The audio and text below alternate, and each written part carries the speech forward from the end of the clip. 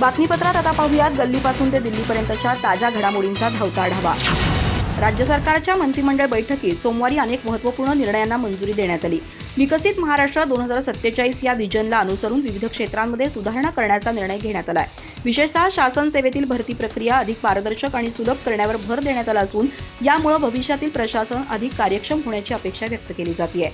शासन सेवेतील पदभरती प्रक्रियेत मोठे बदल करण्यात येणार आहेत। महाराष्ट्र लोकसेवा आयोगामार्फत घेतल्या जाणाऱ्या विविध सेवांच्या संवर्गाची संख्या 53 वरून थेट 153 पर्यंत वाढवण्याचा निर्णय घेण्यात आला आहे। संयुक्त परीक्षा योजनेतही काही नव्या सेवांचा समावेश करण्यात येणार असून त्यामुळे उमेदवारांसाठी संधी वाढणार आहे। याशिवाय केंद्रातील UPSCच्या धर्तीवर महाजॉब्स पोर्टलच्या माध्यमातून निपुण सेतू हा उपक्रम राबवण्यात येणार आहे, ज्यामुळे भरती प्रक्रिया अधिक सुलभ आणि आधुनिक होईल।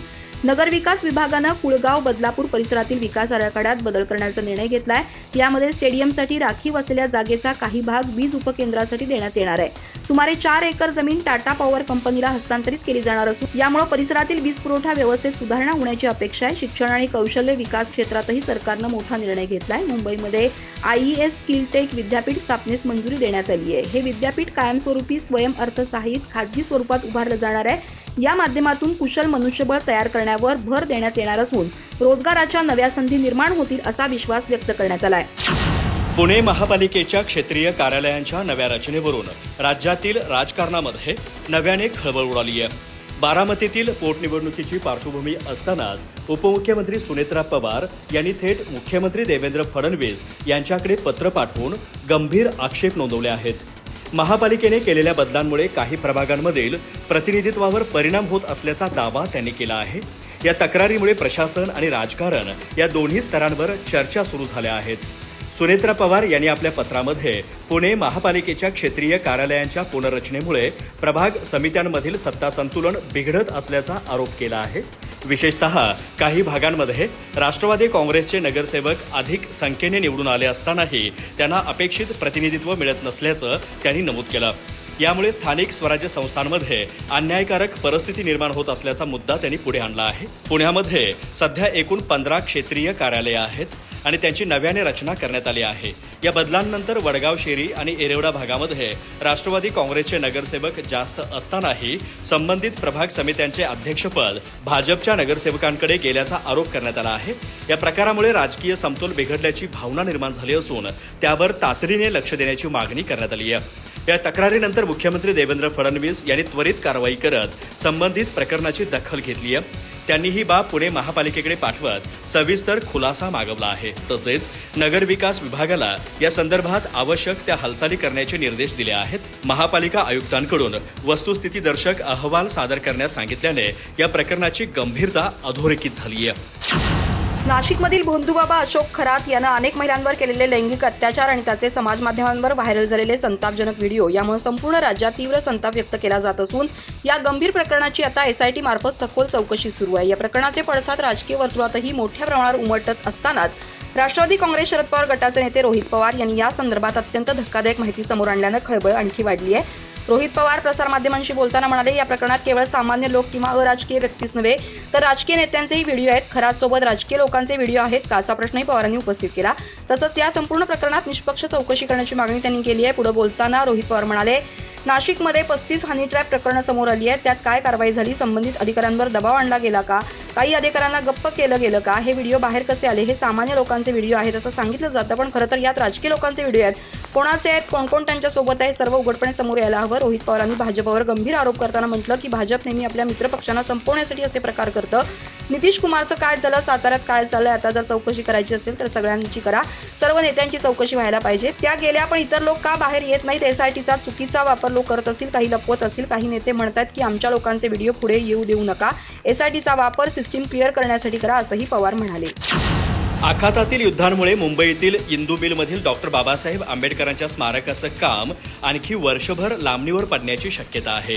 काँग्रेस नेते विजय वडेट्टीवार यांनी या प्रकरणी सरकारवर निशाणा साधत सरकार महामानवांच्या विचारांप्रती अनास्था का बाळगत आहे असा सवाल केलाय। आखातामध्ये इराण विरुद्ध अमेरिका इस्रायल युद्ध सुरू आहे।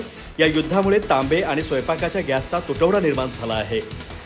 त्याचा थेट फटका डॉक्टर बाबासाहेब आंबेडकर यांच्या इंदू मिलमधील स्मारकाला बसला आहे। त्यानुसार हे काम येत्या डिसेंबरपर्यंत होण्याची शक्यता नाही। त्याला आणखी वर्षभर लागण्याची शक्यता आहे. या पार्श्वभूमीवर विजय वडेट्टीवार यांनी सरकारवर उपरोक्त शब्दांमध्ये निशाणा साधला. विजय वडेट्टीवार सोमवारी आपल्या एका पोस्टमध्ये म्हणाले की महामानवांच्या विचारांप्रती सरकारची अनास्था इंदू मिल येथील महामानव भारतरत्न डॉक्टर बाबासाहेब आंबेडकर यांच्या स्मारकाच्या कामाला पुन्हा एकदा मुदतवाढ देण्यात आलेली आहे. आखाती युद्धाचं कारण पुढे करून डॉक्टर बाबासाहेब आंबेडकर स्मारकाचं काम रखडणं हे दुर्दैवी आहे. देशातील इतर सर्व प्रकल्पांसाठी निधी आणि साहित्य मिळतं, मग महामानव डॉक्टर बाबासाहेब आंबेडकर यांच्याच स्मारकाला विलंब का? नोव्हेंबर 2026 पर्यंतची मुदतवाढ म्हणजे केवळ सरकारचा वेळकाढूपणा आहे. केवळ या एका प्रकल्पासाठी दिलेलं तांबं आणि LPG टंचाईचं कारण पटण्यासारखं नाही. कोट्यावधी अनुयायांच्या भावनांची ही थट्टा आहे. वेळकाढूपणा थांबवा, जनतेची दिशाभूल थांबवा, असंही त्यांनी म्हटलं आहे. महिला लैंगिक शोषण आणि आर्थिक फसवणूक केल्याप्रकरणी तुरुंगाची हवा खाणाऱ्या भोंदू अशोक खरातला आज कोर्टानं 7 दिवसांची न्यायालयीन कोठडी सुनावली आहे. कोर्टानं त्याच्यावर दाखल 3ऱ्या गुन्ह्यात त्याला ही कोठडी दिली आहे. त्यामुळे या प्रकरणाचा तपास करणारे विशेष तपास पथक आता 4थ्या गुन्ह्याप्रकरणी ताब्यात घेणार आहेत. सरकारी वकिलांनी या प्रकरणी त्याच्या पोलीस कोठडीची मागणी केली आहे. अशोक खरातवर अनेक महिलांचं लैंगिक शोषण आणि आर्थिक फसवणूक केल्याचे आरोप आहेत. या प्रकरणी त्याच्यावर तब्बल 16 गुन्हे दाखल आहेत. त्यापैकी 8 गुन्हे हे लैंगिक शोषणाचे आहेत. विशेष तपास पथक या सर्वच प्रकरणाचा कसून तपास करत आहे. आज त्याची पोलीस कोठडी संपत असल्यामुळे त्याला व्हिडिओ कॉन्फरन्सच्या माध्यमातून कोर्टापुढे हजर करण्यात आलं. सुनावणीला सुरुवात होताच न्यायाधीशांनी खरातला त्याचं नाव विचारलं. त्यानंतर पोलिसांविरोधात मारहाणीची काही तक्रार आहे का अशी विचारणा केली. त्यानंतर खरातनं हात जोडत नकार दर्शवला. यावेळी झालेल्या संक्षिप्त सुनावणीनंतर कोर्टानं 3ऱ्या गुन्ह्यात अशोक खरातला 7 दिवसांची न्यायालयीन कोठडी सुनावली. त्यानंतर सरकारी पक्षानं 3ऱ्या गुन्ह्यातील पोलीस कोठडीचा हक्क अबाधित राखून खरातला 4थ्या गुन्ह्यात वर्ग करण्याची परवानगी मागितली. त्यावर कोर्टानं वैद्यकीय तपासणीनंतर त्याचा ताबा घेण्याची सूचना केली. त्यानुसार आता वैद्यकीय तपासणीनंतर पुन्हा उद्या त्याला कोर्टात हजर करण्याची शक्यता आहे. त्यामुळे उद्याही त्याला आजच्यासारखंच ऑनलाईन पद्धतीनं कोर्टापुढे हजर केले जाण्याची शक्यता आहे. सत्ताधारी शिवसेनेचे सर्वेसर्वा तथा राज्याचे उपमुख्यमंत्री एकनाथ शिंदे यांच्या रविवारच्या धाराशिवच्या कार्यक्रमामध्ये काही लोकांनी गोंधळ घालण्याचा कट आखला होता. पण पोलिसांना कार्यक्रमापूर्वीच या कटाचा सुगावा लागला आणि त्यांनी संशयितांची धरपकड केली. आता शिंदेंनी पोलिसांकडून या घटनेचा अहवाल मागवला असल्याची माहिती आहे. एकनाथ शिंदे रविवारी धाराशिवच्या दौऱ्यावरती होते. ते स्थानिक पत्रकार संघाच्या कार्यक्रमालाही हजर राहणार होते. पण त्यांच्या या कार्यक्रमात काही शिवसैनिकांनी घोषणाबाजी करण्याचा कट आखला होता. संबंधितांना तसे मेसेजही पाठवण्यात आले होते. शिंदेंपुढे अन्याय झाल्याचा पाढा वाचायचा आणि भावनाविवश झालेल्या कार्यकर्त्यांच्या असंतोषाला खतपाणी घालून शिवसेनेत फूट पाडायची असा कट होता. पण तत्पूर्वीच पोलिसांना या गुप्त कट कारस्थानाचा सुगावा लागला. त्यांनी संबंधित कार्यकर्त्यांची धरपकड करून त्यांना नजरकैदेत डांबलं. पोलिसांच्या अहवालातून ही बाब समोर आली आहे. प्रस्तुत कटामध्ये कोणत्या शिवसैनिकांचा समावेश होता हे अद्याप स्पष्ट झालेलं नाही. पण पालकमंत्री प्रताप सरनाईक यांनी एकनाथ शिंदेंच्या कार्यक्रमात घोषणाबाजी करण्यासाठी फूस लावण्याविरोधात कठोर कारवाई करणार असल्याचं स्पष्ट केलं आहे. पोलिसांनी एकनाथ शिंदे यांच्या दौऱ्यापूर्वी काही शिवसैनिकांना नजरकैदेत ठेवलं होतं, तर काहींना कार्यक्रमाला न जाण्याच्या नोटिसा पाठवल्या होत्या. पोलिसांनी उपमुख्यमंत्र्यांच्या कार्यक्रमात होणाऱ्या संभाव्य गोंधळासंदर्भात मिळालेल्या गोपनीय माहितीच्या आधारावर ही कारवाई केली होती. कुणावर अन्याय झाला असेल तर त्याला न्याय देण्याची भूमिका शिंदेंची आहे. त्यामुळे शिवसैनिकांनी अपप्रचाराला बळी पडू नये असं सरनाईक म्हणाले. देशात LPG सिलेंडरचा पुरवठा पूर्णपणे स्थिर आणि पुरेसा आहे. पेट्रोलियम आणि नैसर्गिक वायू मंत्रालयानं नागरिकांना खात्री दिली आहे की त्यांना घाबरण्याची किंवा पॅनिक खरेदी करण्याची गरज नाही. मंत्रालयानं स्पष्ट केलंय की सध्याचं वितरण नेटवर्क खूप मजबूत आहे आणि देशभरातील घरांमध्ये कोणत्याही अडथळ्यांशिवाय गॅस पोहोचवला जातोय. सरकार यावर सतत लक्ष ठेवून आहे. मंत्रालयानं सांगितलं की देशातील सुमारे 95 ग्राहक आता LPG सिलेंडरच्या बुकिंगसाठी डिजिटल प्लॅटफॉर्मचा वापर करतायत. यात IVRS, SMS, व्हॉट्सअप आणि मोबाईल ॲपसारख्या सोप्या पद्धतींचा समावेश आहे. यामुळे गॅस एजन्सीवरील गर्दी कमी झाली आहे आणि सेवा देखील वेगवान झाली आहे. सरकारनं ग्राहकांना जबाबदारीनं गॅस वापरण्याचं आणि गरजेपेक्षा जास्त साठा न करण्याचं आवाहन केलं आहे. मंत्रालयाच्या मते लोकांनी पॅनिक खरेदी करू नये, कारण देशात गॅसचा पुरवठा साठा उपलब्ध आहे. डिजिटल चॅनलचा वापर सुरू ठेवल्यास वितरण प्रणाली आणखी चांगली होईल. यापूर्वी केंद्र सरकारनं 5 kg LPG सिलेंडरच्या विक्रीचे नियम सोपे केले आहेत. आता कोणतीही व्यक्ती पत्त्याच्या पुराव्याशिवाय छोटा गॅस सिलेंडर खरेदी करू शकेल. तो खरेदी करण्यासाठी कोणतीही सुरक्षा रक्कम जमा करण्याची गरज राहणार नाही. पेट्रोलियम मंत्रालयाच्या मते हे पाऊल स्थलांतरित मजूर आणि ज्यांच्याकडे शहरात कायमस्वरूपी पत्ता नाही अशा लोकांसाठी उचलण्यात आलाय. आता ग्राहकांना अधिकृत वितरकाकडे जाऊन फक्त आपले कोणतेही एक फोटो ID दाखवावा लागेल आणि ते लगेच सिलेंडर घेऊ शकतील. मंत्रालयानं स्पष्ट केलंय की 5 किलोच्या सिलेंडरसाठी आता अनेक कागदपत्रांची गरज नाही. ग्राहक आधार कार्ड, पॅन कार्ड आणि मतदार ओळखपत्र यासारखी कागदपत्र दाखवून सिलेंडर घेऊ शकतात. तुम्ही वर्षातून तुम्हाला पाहिजे तितक्या वेळा ते रिफिल करून घेऊ शकता. भोंदू अशोक खरात प्रकरणी प्रतिभा चाकणकर शिर्डी पोलीस ठाण्यात हजर झाल्याची माहिती समोर आली आहे.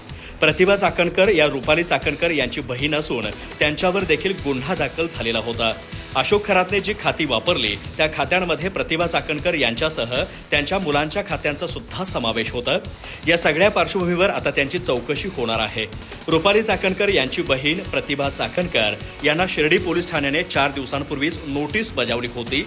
समता पतसंस्थेतील संशयास्पद आर्थिक व्यवहारांप्रकरणी त्यांची चौकशी केली जाणार आहे।